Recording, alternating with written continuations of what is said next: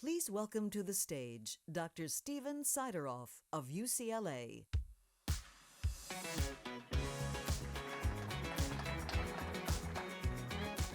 Good morning, everybody. It's a pleasure to be here.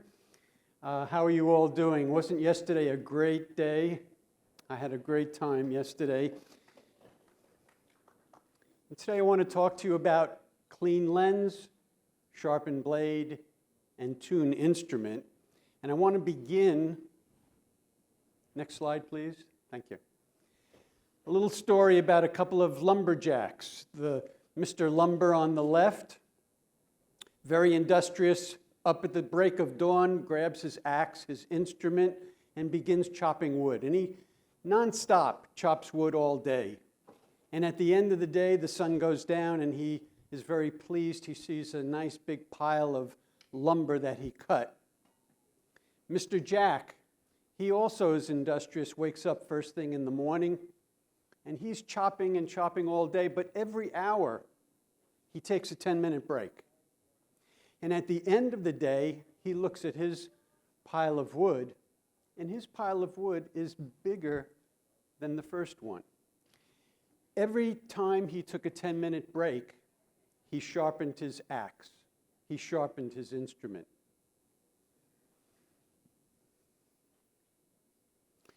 One of the things that I notice when I do a breathing meditation and I breathe, I really feel that I am the instrument through which my air is flowing. You are all the instrument through which your energy flows. How your instrument is tuned determines how you mobilize your energy, how you use your energy, and the results that you get. Next slide, please. The lens through which you see the world, your portal to the world, how you interpret the world, how you make expectations about what to expect. All of this is shaped by your history. It wounds your lens, it narrows your lens, it clouds your lens. Next slide, please.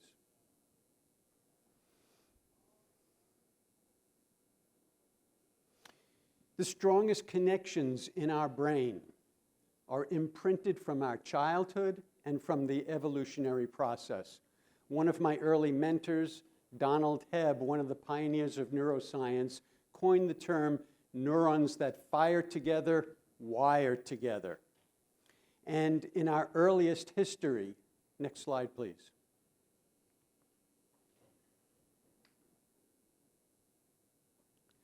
Our lens is shaped by the lessons of early childhood. These are our survival lessons that go in very deep and form what I refer to as our primitive Gestalt patterns. And these patterns are reinforced because they go into the internal voice, what I refer to as our internal parent, that we hear 24/7.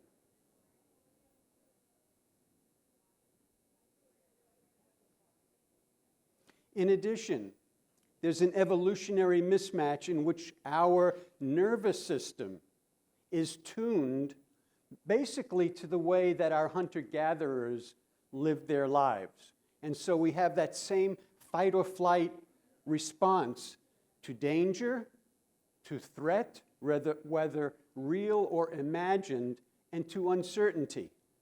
So all of this mobilizes our bodies for fight or flight. But then we have to hold in all of that energy, thus resulting in an imbalance within our nervous system, an overactivation of the stress response, and then we hold it in.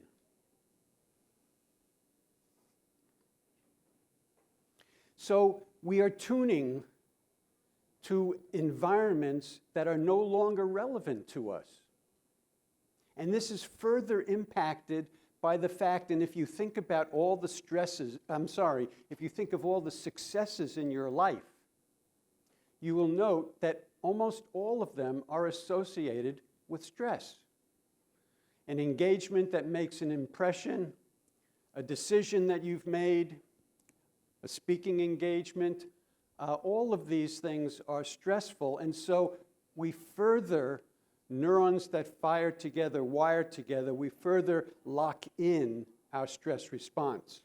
Now, intuitively, we know that stress speeds up the aging process. But we also see it right before our very eyes. Here's one of our presidents before he started as president, and then 8 years later. But there's no one political party that has a monopoly on this aging process. Being president is stressful. But all of our lives are very stressful. So we know this, but we now have scientific evidence that stress actually speeds up the aging process. Here we see the strands of our DNA that's present in every single one of our cells. And what you notice is that at the very ends of those strands, we have what are referred to as telomeres. Telomeres are sort of like these caps that protect our DNA, so that every time our cells divide, our DNA is protected. However, every time our cells divide, these telomeres begin to fray just a little bit. With each division, they fray a little bit more until a cell is no longer able to divide. Research now has demonstrated that stress actually speeds up the fraying of these telomeres at the ends of our DNA. Now,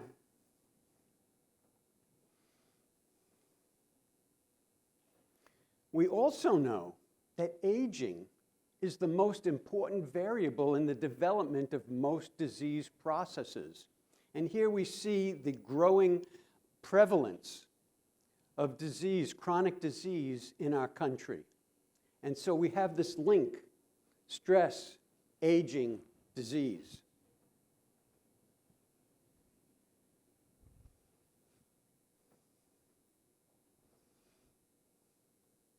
So I want to talk about two important ways that we need to retune our nervous system and our thinking. One is because it will result in personal enhanced health, performance, and longevity. But number two, for all of you here who are leaders, it will enhance the effectiveness of your power. Let me explain. We already have evidence that resilience improves the bottom line. Organizations that have made investments in resilience have outperformed their competition. But what I want to emphasize today is that if leaders tune appropriately, if leaders become more resilient, they have an even greater impact because you will affect every person that you come in contact with. And so the effects of you tuning your instruments appropriately have leveraged effect.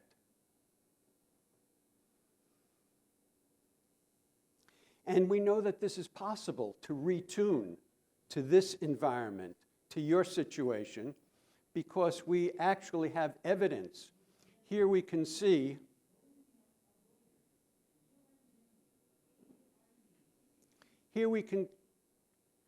go back, please.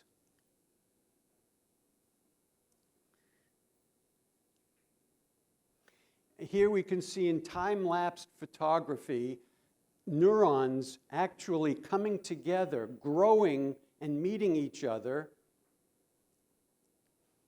There we go. During a half-hour learning experience.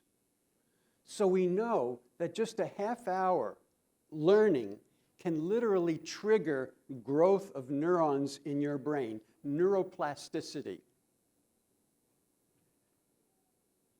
Very encouraging.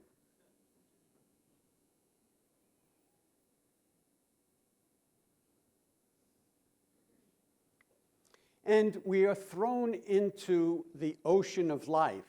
And now the question is, Will you tune yourself appropriately so that you can surf the waves of stress or be tossed and turned by them?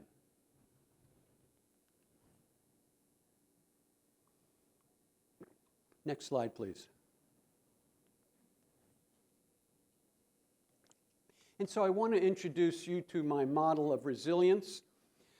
Most of the time when we think of power, which I define as the ability to get things done, which is right at the top of that pyramid of power, we only focus on getting things done. And here I want to emphasize that that ninth pillar of my model actually sits on top of 8 other pillars.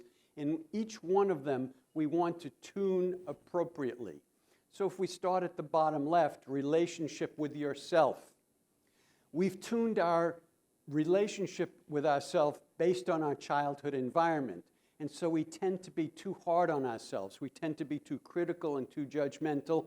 And I suggest we want to tune our relationship to ourselves with an internal parent that's loving, compassionate, accepting, supportive, and caring. That's the model of tuning to a healthy relationship with yourself.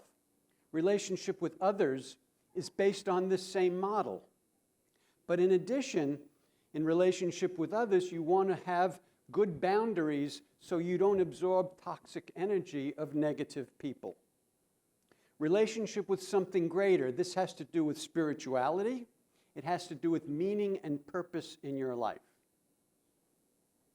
The next is physical balance and mastery. Here's where we get to retune our nervous system so that there's a balance between the activation of the stress response, the sympathetic nervous system, with the recovery, the parasympathetic branch of the nervous system. This takes training, practicing relaxation techniques in other ways, and simply knowing that that balance needs to take place. Again, a new level of tuning. Mental balance and mastery is about being able to think positively. So if something might go wrong, you plan for it, but then you focus on what will go right. You start your day not with looking for what can go wrong, but with what can go right. Emotional balance and mastery is about taking care of emotional unfinished business so that you have no regrets, you have no lingering resentments, that you clear this by working through your emotional unfinished business, which allows you to be more present. And flexibility is the ability to shift perspective, to put yourself in other people's shoes, all of which leads to a more direct and focused ability to be tuned in to healthy use of your power. Here this just shows how in the bottom left with positive emotions there's synchronous emotional activity, and it tends to tune your heart rate patterns. Above you could see frustration, anger, and negative emotions creates chaotic heart rate patterns. And finally, I want to say that our body has a natural wisdom if we tune into it. And I said before that we are now able to know our biological age as opposed to our chronological age. Just as an example, by following this model that I just showed you, last March I turned 75 and I did my own biological age, and I discovered that my biological age while following this model was 55 years. So it's possible for all of us to slow down our aging process. And we know that people who are more resilient are able to actually function better. Here, if you look at curve number B, the level of arousal that a person with resilience can handle and still remain at peak performance levels gets pushed further to the right here. We can perform better at higher levels of stress when we are resilient. Last slide. So I want to thank you very much. For more information, this is my new book, which will be out in January.